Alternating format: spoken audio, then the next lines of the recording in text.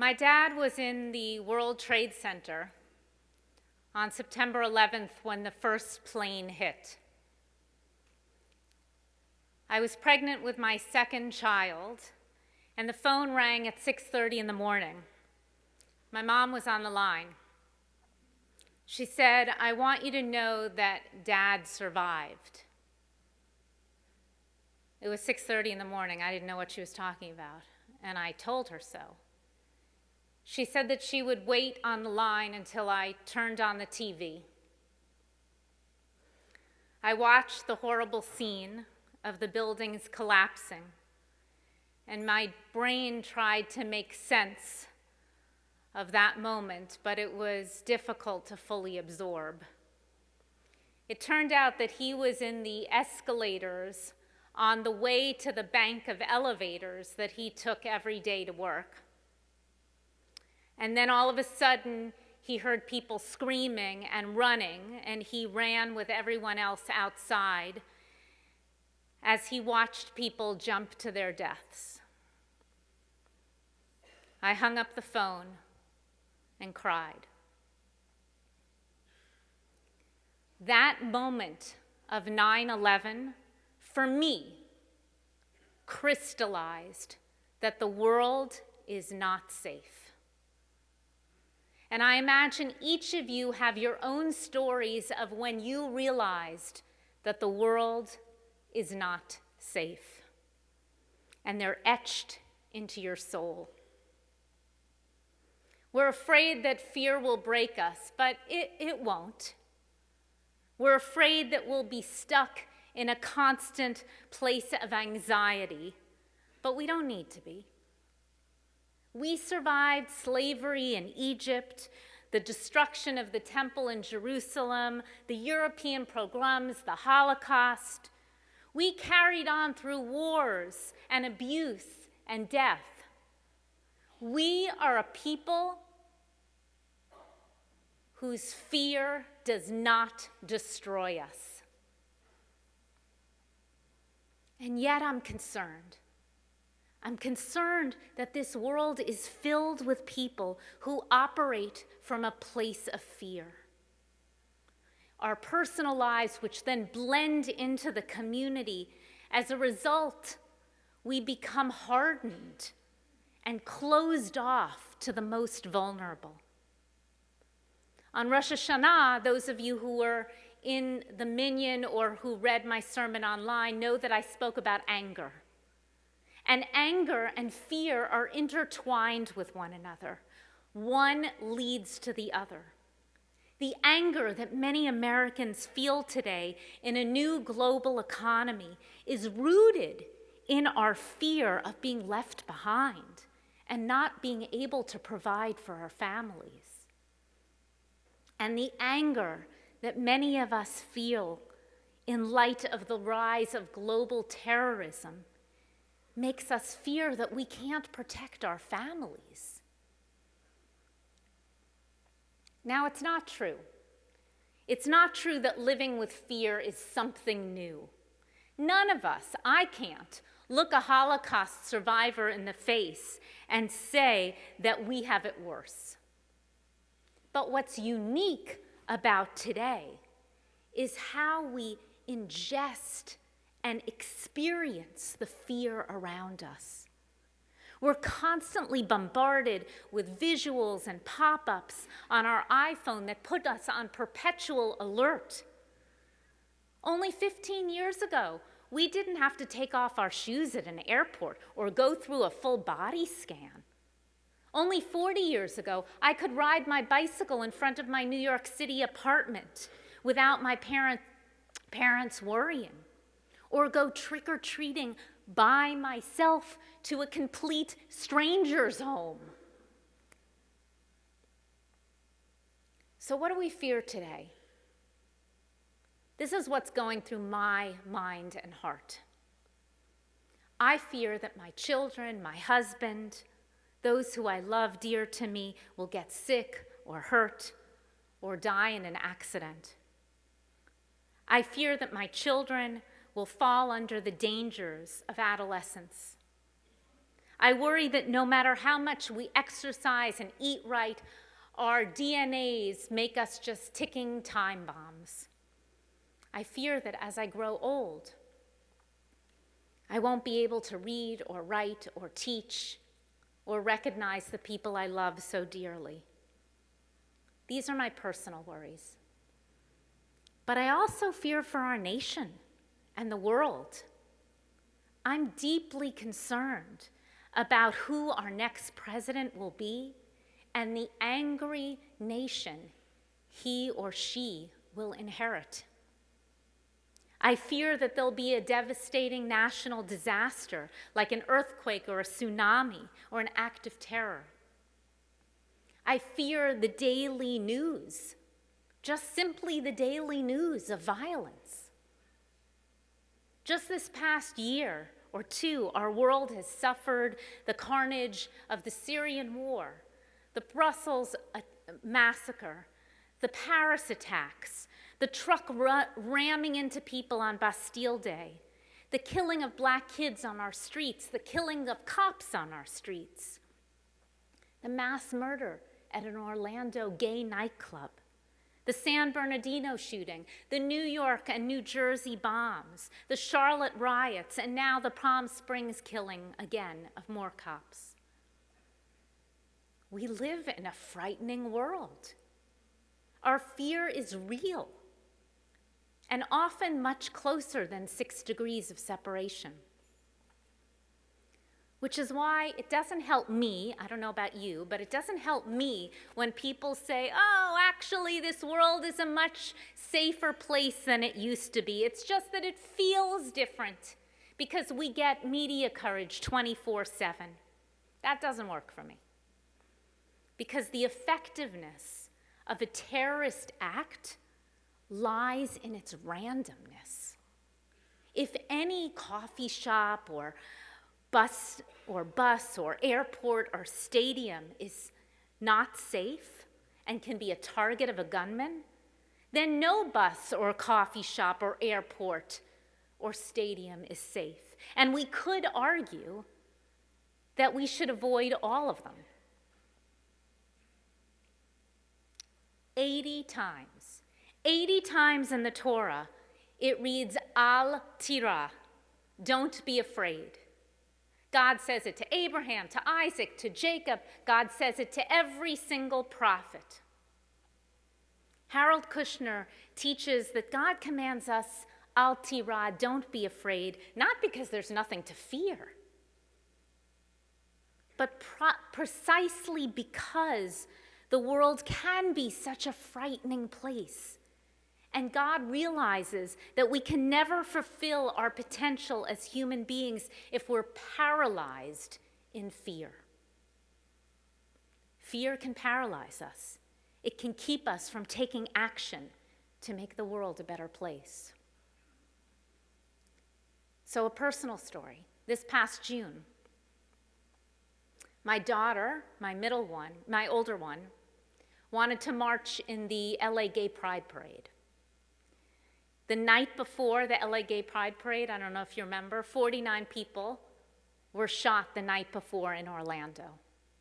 And then that morning, a car with explosives in Santa Monica was caught by the police on its way to the Gay Pride Parade. So my daughter meets me in the kitchen that morning, and she says to me, so Mom, did you hear what happened in Orlando last night? Yeah. Mom, did you hear that there was a guy caught with explosives on his way to the Gay Pride Parade this morning? Yeah. I don't think I'm going to go to the Gay Pride Parade. Whew. I was relieved. But honestly, I was sad. I was sad that my own daughter couldn't do something that is so wonderful that I wanted to support her in because we're scared. She couldn't do a mitzvah of solidarity due to her fear. The problem with fear is that it's so infectious. Kill one person, frighten 1,000. Kill a few thousand people, terrify an entire nation. The targets of fear are not just those who are killed, maimed, or hurt, but each one of us. Rabbi Nachman of Bratslav understood the infectious nature of fear when he taught Kol ha'olam kulo gesher tsar ma'od. The whole world is a narrow bridge. Va'ikar lo lehitpached klal. And the key to life is not to get oneself scared. Now, you might be singing this song in your head, but when we sing it, we actually butcher what Rabbi Nachman taught. We sing, Va'ikar lo lefached klal, and the goal is not to be afraid. But that's not what Rabbi Nachman taught. He taught, lo lehitpached klal. The goal is not to get oneself scared, not to stir oneself up, not to let our fear spin out of control and get swallowed by paralysis. When we let our fears go wild, we not only risk paralysis, but we also risk infecting people around us. We also know that fear affects our health. Professor Margaret Miles of Harvard has written that fear is hard on our bodies. Anxiety, we know, is the number one health problem in our country. It leads to epidemic depression, alcoholism, eating disorders, prescription drug addiction. American society, she argues, is violent because we're so fearful. In study after study by the NIH, we see that middle school kids who have significant fears of being hurt in their lives have a high risk of alcohol abuse and carrying weapons. We also can't win if we try to suppress our fear. It seeps into our blood and becomes part of our DNA. So I lived in Israel during the Gulf War. It wasn't fun. There was nothing fun about it. Wherever we walked, we carried gas masks with us. And every home and every business, every place where people were, we had to build a cheder tomb, a sealed room. And when the siren went off, no matter what time it was at night or during the day, you had to run to the closest cheder tomb that you could find, go into the room, put on your gas mask, because that was an indication, the siren was an indication that maybe chemical weapons were coming your way. On Erev Purim, the war ended, and I never really processed the emotional toll that the war took on me. 6 months later, I'm in Northern California leading services on Rosh Hashanah, and the Baal Tekiah, the person who blows the shofar, starts blowing the shofar, and I break out into a cold sweat and start shaking. And I realized that I was suffering from unresolved terror. The sound of the shofar reminded me of the sound of the sirens. This is what fear does to us. It's insidious. It creeps under our skin, even when we try to squash it. Not only does fear affect us physically and emotionally, it leads us to close rank and become hardened to other people's pain and needs. So there's a story in the Talmud, 2nd century. Here's the setting. The setting is that back then, most urban homes lived around a courtyard. And all of the homes opened up to this communal courtyard. And the Talmud is discussing, are you allowed to tax people in the courtyard to put up a gate in your courtyard because they were worried about beggars and robbery and threats of kidnapping? And the rabbis ruled, yes, you're allowed to put up a gate to your courtyard due to your fear. But then Rabbi Gamliel comes along and he says, but I just want you to know, everyone, not every courtyard needs a gate. And then the rabbis continue, well, how about if you live in a city? Can you put up a wall for your city? And the rabbis say, yeah, you can put up a wall for your city and tax everyone. But then Rabbi Gamliel comes and he says, just know, not every city needs a wall. And then after this taxation sort of discussion, the rabbis tell a short story. It's a one-liner. Here's the whole story. It's about Eliyahu Hanavi, Elijah the prophet, who's a guy who somehow intersects with the celestial realm and the realm down here. We know Elijah because we invite him into our seders, right, on Passover. So the story goes, once upon a time there was a man, every day he would visit with Elijah the prophet. And one day that man built a gate to his courtyard, and Elijah stopped visiting him. The end. That's the end of the story. The rabbis essentially are saying, it's okay for us to protect our families, but there are consequences. If Elijah Hanavi stops visiting you, you should be reading a sign that says, beware, you're cutting yourself off from the poor and the vulnerable and those in need of help. Today, there are 65 million people displaced by violence in our world. There are 20 million refugees, the most refugees since World War II. I'm deeply troubled by how our country is responding.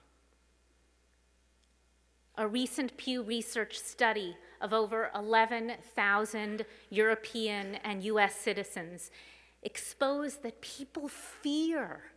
They fear an increased surge of refugees, terrorism linked to refugees, economic burden of refugees, and just Muslim people in general. Sound familiar? It should. In the 1930s and 40s, the US resisted accepting large numbers of, Jews, because they claimed that the refugees were communists or anarchist infiltrators intent on spreading revolution.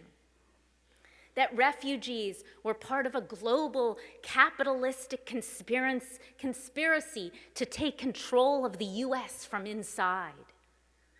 That refugees were either Nazis disguised under the influence of Nazi agents sent to commit sabotage, or that the Jewish refugees were out to seek and steal American jobs. Today, it's just as dangerous.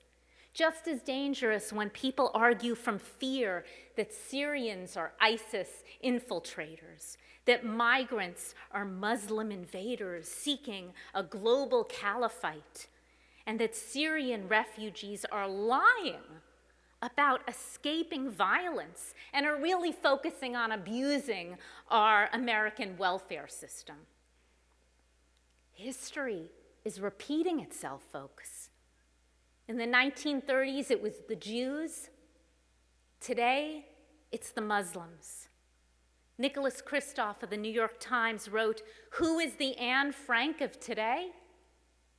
A Syrian girl." It's easy. It's easy for us to fall into the trap of xenophobic fear. That's why our Torah reminds us 36 times, "You shall not wrong or oppress the stranger, for you were strangers in the land of Egypt." Because fear of strangers cuts us off and hardens us and closes our world. And we can't forget that the stranger is me. We Jews were strangers in the land of Egypt. So how can we come together? How can we come together to face the fears that we do experience in the world? We only need to look at our history. What did our ancestors do? When the Greeks burned our temple and the Spaniards forced us to convert and the Nazis burned numbers in our families' arms, we acted with civic courage. Civic courage is when we come together in community to challenge corrupt conditions and take a public stand for justice in pursuit of the common good. We Jews exhibited civic courage when we didn't let the burning of the temple destroy us and we created the Talmud. We showed civic courage in the Warsaw Ghetto Uprising when we tried to fight against being transported to Treblinka. We Jews showed civic courage when we created the State of Israel. So how can we act with civic courage today? I have 3 suggestions. We need to name our fear, feel it, but not let it control us. We need to look fear in the face and act despite it. And we need to come together with people who are different from us. So what does it mean to name our fear, feel it, and not let it control us? In Deuteronomy, there's actually an excuse that a soldier can come up with if he wants to exempt himself from warfare. What's the excuse? I'm afraid. That's it, and that's good enough. Because life confronts us with real distractions. It's reasonable and human to feel those things. What's hard is trying to distinguish between realistic and unrealistic fears. Are we paranoid or are we prudent? Is the guy in the airport a scary man who's going to blow everyone up, or is he just a guy on vacation? A second approach to living with fear is to look fear in the face and act despite it. Eleanor Roosevelt taught, you gain strength and courage and confidence every time you experience something and you look fear in the face and you're able to say to yourself, I lived through this horror and I can take anything that's coming at me. Looking fear in the face is actually something I've seen a lot of you in this congregation do.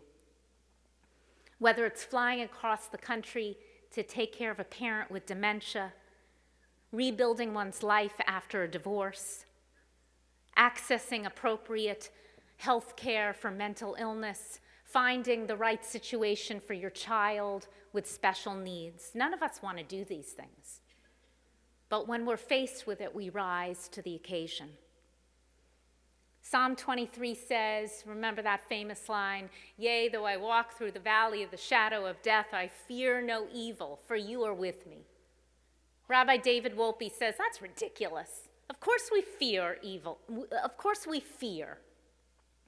But the point of that line is that we walk anyway.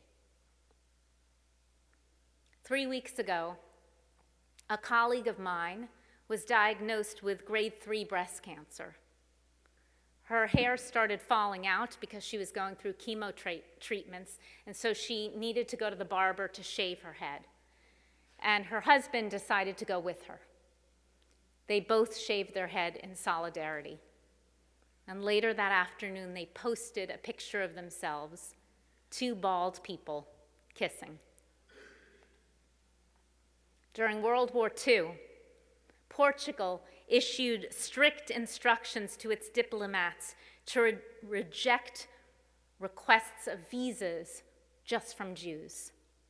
But the Portuguese consul general in France, Sousa Mendes, violated these orders, and he said, I'd rather stand with God and against man than stand with man and against God.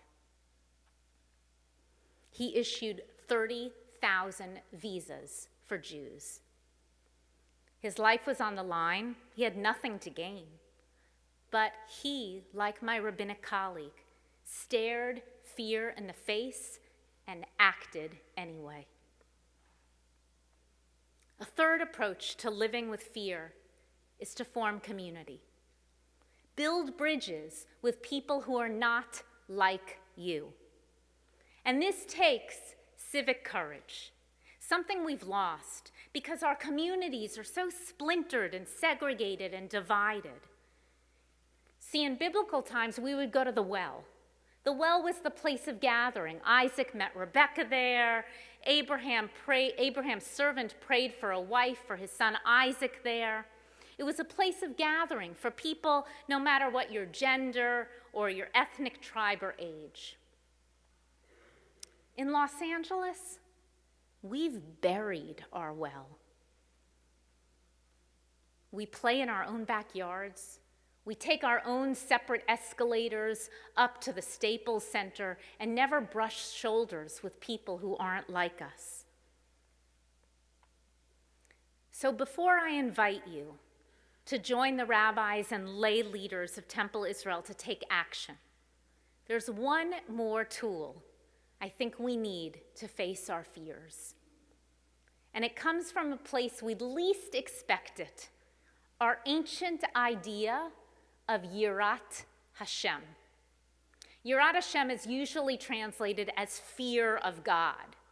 And now you're thinking, and I think, ugh, that sounds gross. Why do I want to fear God? But it's really not. The word pachad is what I've been talking about today. Pachad is fear. It's that panic or terror. It closes you off. Yirah is awe and wonder. Yirat Hashem isn't fear of God. It's that, oh my goodness moment when you see a woman giving birth, or when you stare down at the Grand Canyon, or when you see a father comforting his son in illness. As Harold Kushner teaches, fear is not something I really want in my religion, but awe expands the soul and makes us want to draw closer. I feel this type of holy awe on Rosh Hashanah when we all go to the beach for Tashlich. And I'm sitting out there and I see the huge horizon and I notice how small I am in the universe's story. Or lately when I was at an IMAX film and I put on my 3D glasses and there were all of these planets and moons and asteroids passing by me, flying by me, and the universe was so grand, and I sat there in the IMAX theater sobbing because I noticed that I was just one speck in this huge world. And if you've ever felt this way, you know that when you're plugged into this awareness, there's no fear. So today I invite you. I invite you to name your fears, feel them, but not let them control you. Look fear in the face, and then exercise civic courage with faith. Here are my 3 invitations. I invite you to join me and the leaders of Temple Israel on Sunday, January 29th at LA Family Housing. LA Family Housing is a wonderful organization that I've just been honored to join the board of. And they place families who are homeless into homes. We'll tour one of their homes, and then we'll serve lunch with people and meet them and sit with them and talk with them. Because when we meet the other in celebration, our fear abates. Second, I invite all the women in the room, sorry men, but this is just for the women for a moment. I invite all the women in the room to join me Friday, October 28th at 1 p.m. at the Women's Mosque of America for prayer services. So last year, I co-taught a class to Temple Israel women and to Muslim women about Islam and Judaism, and I learned how much we're actually alike. I never deeply understood that. And now I understand that when we meet the other in prayer, our fear abates. And finally, I invite you, each of you, to select from one of our many volunteer communities. You have it in your booklets. It's out on the table outside, to join us and to get together with people who aren't like you. You can tutor a homeless person. You can do voter registration and banking with Blessed Sacrament Church. You can serve lunch at my friend's place with the Lunch Project of Temple Israel. You can become active in our 3x3 social justice campaign. Because when we meet others in educational and political opportunities, our fear abates. So here's the message. Act. Do something. Push away the escalating fear and violence in our society. Build bridges and connections with people who are not like you. To be human takes courage. To be good takes civic courage. To be a Jew takes courage, action, and faith. Good luck to each one of us.